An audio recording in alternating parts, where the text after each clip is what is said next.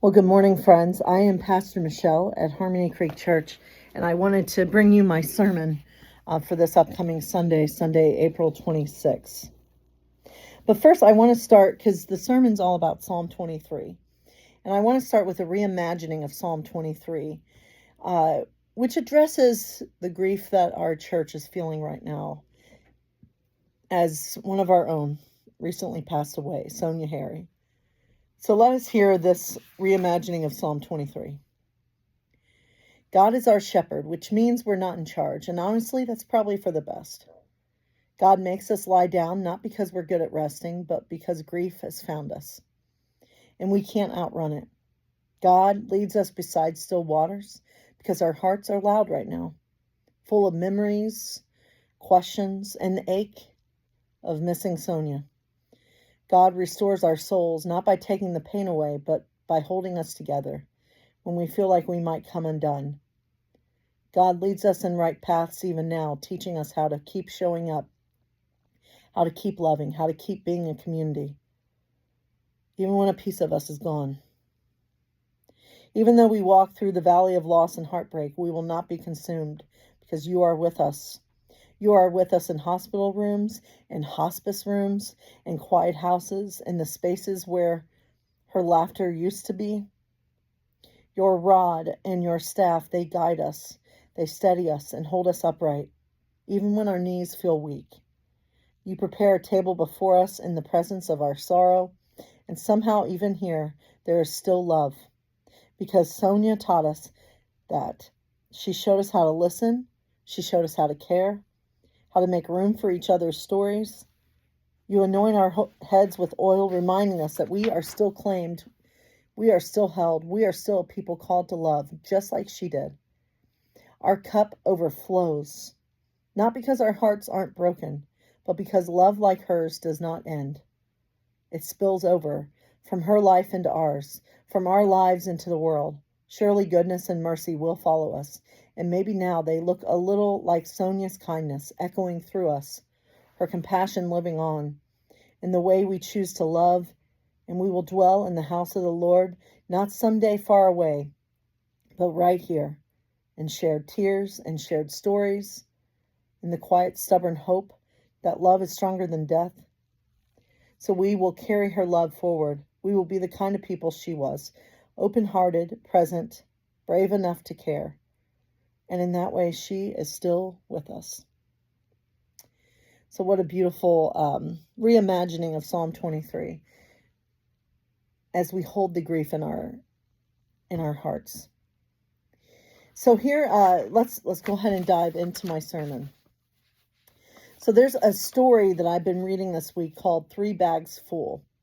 And it's soon to be the movie that's going to be released in a couple weeks.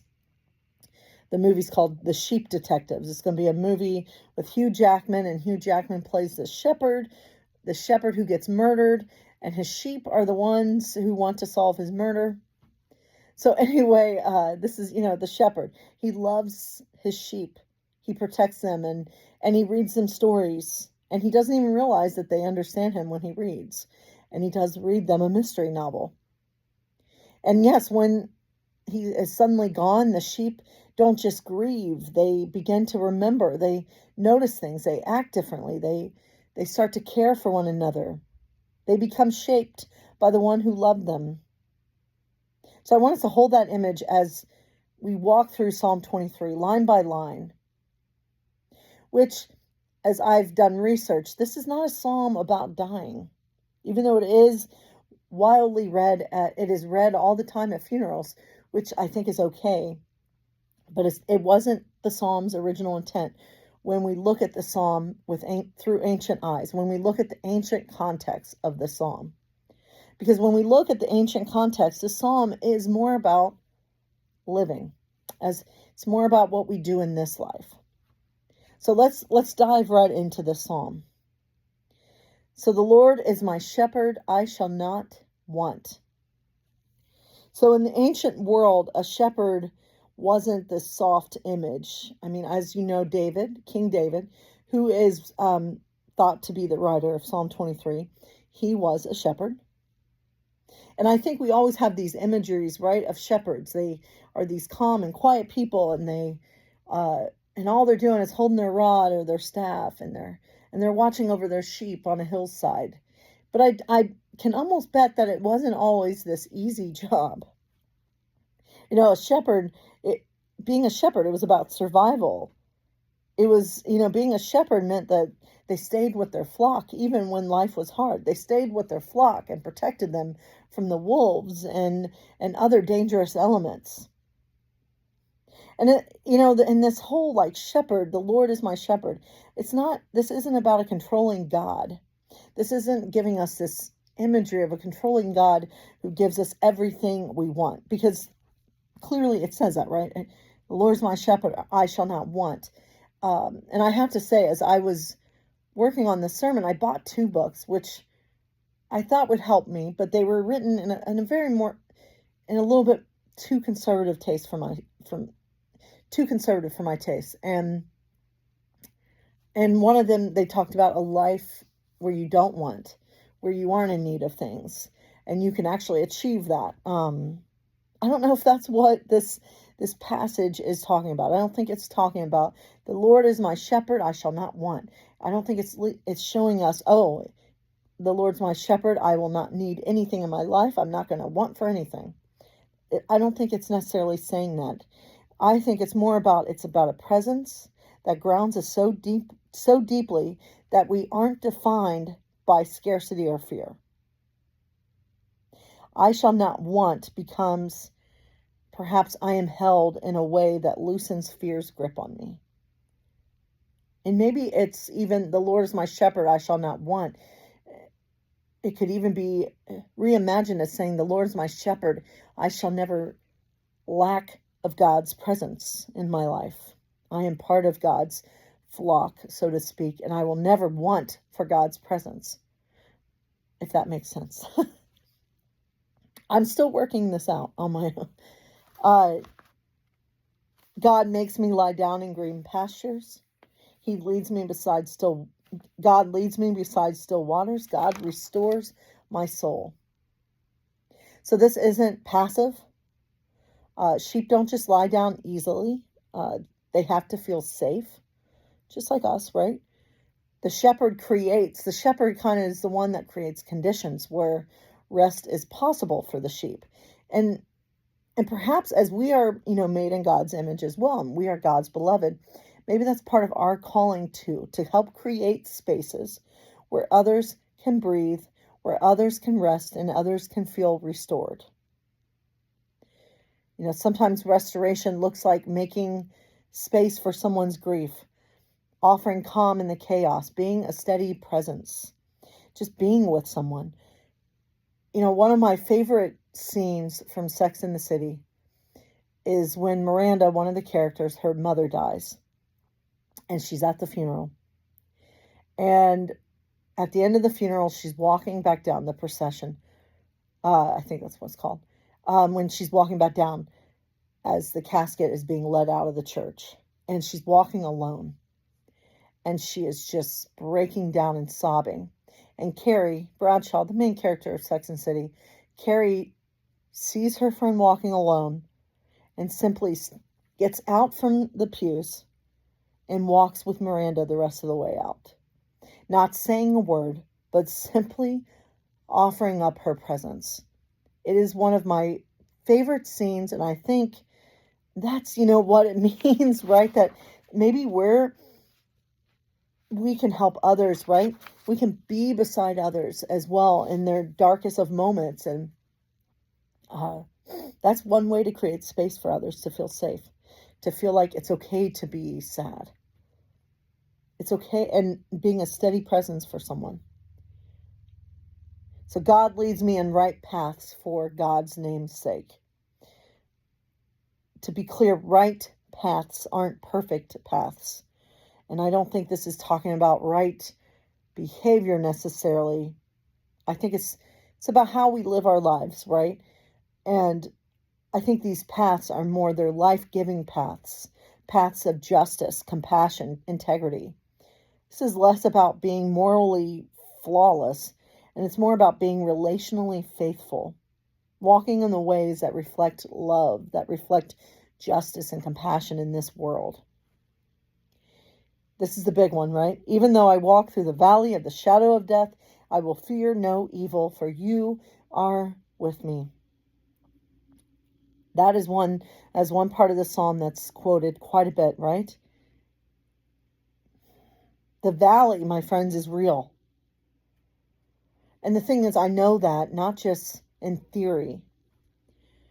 8 years ago today, I was in a horrific car accident. I was hit by a drunk driver right at the intersection of Marshall and David.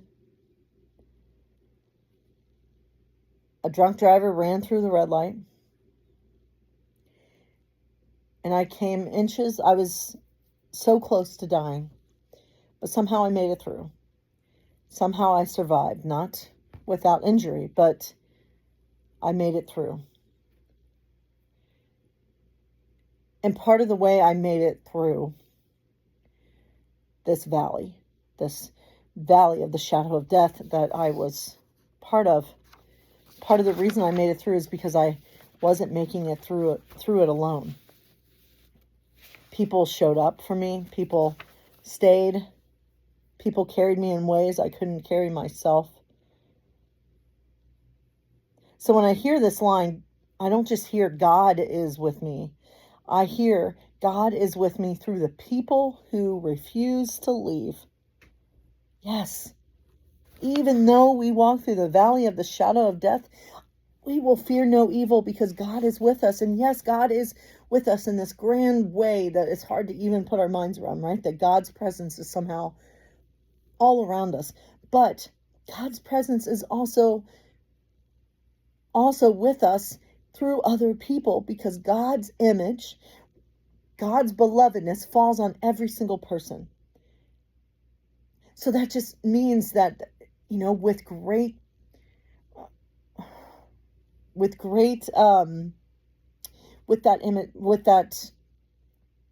divine image comes great responsibility, right? That we can be God's presence to other people, just as other people can be God's presence to us. So then it goes, and then we think about that, the next line, your rod and your staff, they comfort me. Now, thinking about the rod and the staff, they were tools. They were tools for protection, guidance, and care. And they were tools that the shepherds would hold. But maybe this isn't just about what God holds, right? Maybe it's about what God places in our hands. Maybe in some metaphorical, figurative way of looking at this, maybe we're called to be the rod and the staff as well. We're called to be the steady hand, the guiding voice, the presence that protects and comforts. Maybe we can become the rod and the staff for each other. Because in a grand scheme of things, right, when we think about a shepherd and sheep, in the grand scheme of things, I would say that we are all part of God's flock. So we need to be together. We need to recognize that we're all part of the same flock. So the next line, you prepare a table before me in the presence of my enemies. This is a big one. And this is not, I don't think this is an escape. This means presence in the middle of difficulty. Imagine that table where people gather, where nourishment happens, where connection is restored. And it's set in the presence of enemies, meaning that this isn't going to be a perfect table. This is going to be a table that may be hard, but this is a table where love shows up anyway. And maybe that's part of what we're called to do, right? Maybe we're called to set those tables, spaces, those tables of belonging. Those tables of belonging, even in brokenness. And I would say that's the kind of tables that we set to make here at Harmony Creek Church. We set tables where everyone can feel welcomed, where everyone can be nourished. You anoint my head with oil, my cup overflows. Anointing is about dignity. It's about being seen. It's about being claimed and honored. And an overflowing cup, That's abundance, right? It's not because life is easy, because my goodness, life isn't easy. There's pain in life, but overflowing because love multiplies in community. I really think as I really reflect on this psalm is very much about what happens in community. And here's, surely goodness and mercy shall follow me all the days of my life. Every time I hear that line, surely goodness and mercy, I always think of that line from Airplane, the movie Airplane, when he's like, surely you can't be serious. And he's like, I am, and don't call me Shirley or whatever. Okay, I digress. So the word follow can also mean pursue. So surely goodness and mercy shall pursue me all the days of my life, right? Goodness and mercy aren't these distant ideas. They're active. They chase us down. And sometimes because God shows up through people, right? Sometimes they look like people showing up, reaching out, refusing to let us disappear into isolation. And I shall dwell in the house of the Lord forever. So this is where the Bible for Normal People gives, I think, a powerful reframing of this story, of this psalm. So dwell, I shall dwell in the house of the Lord forever. Dwell doesn't just mean live somewhere after death. And actually more, when you look at the original context and the original language, dwell means to return. Return again and again and again. So think about how that changes that, right? I shall return to the house of the Lord forever. I shall return to the house of the Lord. So this isn't just about heaven someday. It's not talking about this eternity, right? That's the afterlife. It's more about the life here. It's about a way of life now, returning to love, returning to community, returning to presence, returning to each other. And we do that over and over and over again. Now, I want to bring this back to the Sheep Detectives, the book. So when the shepherd is gone, when the shepherd is murdered, the sheep don't just fall apart. They remember. They want to solve the murder. But they remember and they begin to live differently. They become what they have known. And I think that's the invitation of Psalm 23, not just to be comforted, but to be formed, to become like the shepherd that had been leading us. You know, and I think we're in a valley right now, right? The valley of the shadow of death. We are grieving Sonia. And it hurts. It hurts so much. But look around. The way Harmony Creek Church always shows up for each other. We can show up for each other now. We can hold each other now. You know, this being able to be there for one another in the good times and the bad, what it means to be the church always. This is Psalm 23 in real time.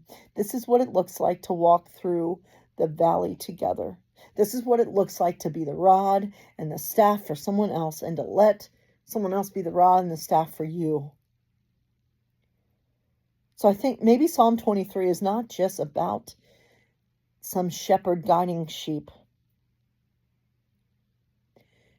Maybe there's something a little bit deeper if we look. Maybe it's about a community learning how to live the shepherd's way, so that when the valley comes, and it will, we don't face it alone. We become the presence that we've received. We become the love that carried us. We become, in small but real ways, the shepherd for one another. So amen, my friends. May you know you are God's beloved through and through.